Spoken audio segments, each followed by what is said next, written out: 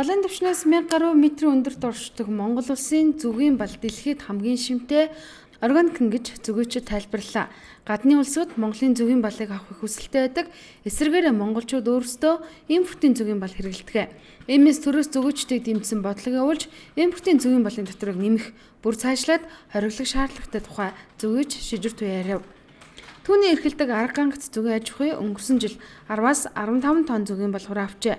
Үүнээс 100-аас 300 кг балыг Япон улс руу экспортлсон байна. 1 кг зүгийн балын үн 20 мянган төгрөг. Жилд 10-аас 15 тонн зүгийн балын дунджаар 200 сая төгрөг болдог. Зүгээчин шижир туяагийн тухайд дээрх 200 сая төгрөгийн орлогын 30-аас 40% нь цэвэр ашиг нь болдог байна. Нас орж иж байгаа зүгийн балыг бол 20 жил их хэрэгтэй. Одоо энэ төр засгаас гуйх юм бол одоо тэрл байна. Гаднаас орж иж байгаа зүгийн баланд одоо татвартай болох ёстой юм уу? Аль эсвэл ягсан тэгжээж энэ дотоодын маань зүгийн аж ахуй бол хөгжиж.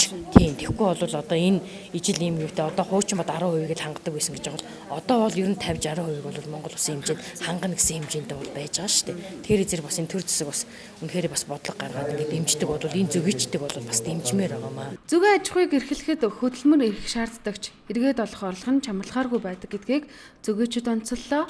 Монгол улс зүгийн балынхаа нэг жилийн хэрэгцээний 90% буюу 130-аас 150 тонныг нь импортоор авдаг.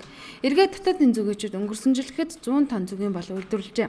Уналтанд орсон зүгийн аж ахуй 2 жилийн өмнөөс сэргэж эхэлсэн байна. Гэхдээ зүгээчдийн ур чадварыг сайжруулж техник технологийн заазрах шаардлага тулгарчээ. Нөгөө талдаа нийгтийн буюу 10,000-аар тоологдсон зүгийн үрийн тоог нэмэх ёстой болжээ.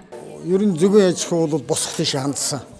Өөрөөр хэлбэл зүгийн аж ахуйг гарч байгаа 10-аад бүтээгдэхүүн юм бол дандаа им эмчилгээний ач холбогдолтой учраас энийг хүн орд маань нэгдүгээр их ойлгож байна. Хоёрдугаарт гадаадынхан Монголын зүгийн балыг бол маш сонирхож байгаа. Яг гэвэл Монголын зүгийн бол олон цэцгийн өндөр уулын экологийн ариун дагшин хосгүй ийм цэвэр орчны бол учраас ерөөсөө бараг дэлхийд гайхах бал. Яг гэвэл манай орон чи ерөөсөө далайн түвшнээс дундчаар 1000 м дээш шүү дээ. Тэгэхээр 1000 метраас дээш авсан 2-3 мянган метр өндөрт байгаа ийм тэгээ тэр олон цэцгийн бал бол үнэхээр тансаг. Яг гэвэл гадаадын орнууд чи зөвхөн нэг орчны ясал тэрнийгээ бол их тансаг гэж яриад байгаа шүү дээ. Тэгэхээр бид бол хамгийн гол нь дэлхийн хэмжээнд зүгийн аж ахуйг гаргах асуудал бидний гол зорилго болж байгаа. Зүгийн бал бол одоо цэцэг ургамал балтур сайхан балтур жимсгэн цэцгээс одоо чихэрлэг амттай шингэн ялгардаг. Тэр бол маш их хэмжээний устай, багаахын хэмжээний чихэрлэг ийм бодистой байдаг уурагтай. За тэгэхээр энэ нэг зүгийг цуглуулад өөрийнхөө шүлсний булчирхаан шүүрлэлээр боловсруулад өөрийнхөө биед боловсруулад одоо 80% хуура бодистой 20% устай ийм тансаг амт үнэртэй шингэн хүнсний зүйлийг бий болгодог. За энд бол төрөл бүрийн витаминууд, ялангуяа Б-ийн төрлийн витамин их баялаг байдаг. Ийм учраас хүний эрүүл мэндэд чухал ач холбогдолтой. Зүгээчид балаа 6 дугаар сарын 25-наас 8 дугаар сарын 25-ны хооронд хураа авдаг.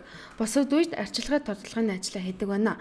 Зүгийн бол нь олон цэцгийн буюу органик бүтээгдэхүүн болохоор мэдрэлийн ядаргаа ходоод гидсний өрөвсөлд дардаг ургамлын гаралтай юм аа.